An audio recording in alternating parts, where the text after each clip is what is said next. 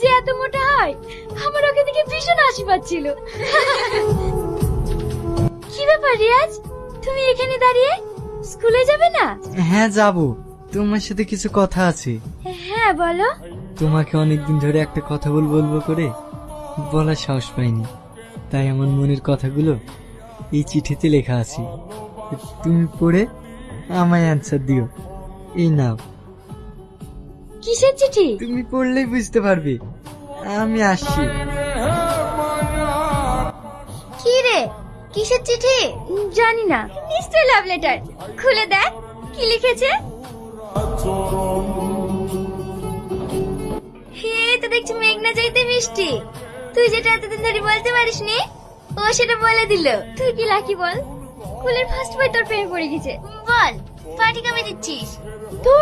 তোরা না, চল, স্কুলে দেরি হয়ে যাচ্ছে। লিখেছো? হ্যাঁ। বলো।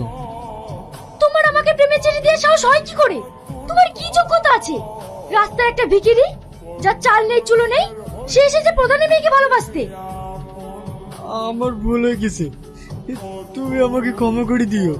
আরে কাঁদছো কেন, পাগল তো? আরে আমি তো প্র্যাঙ্ক করলাম।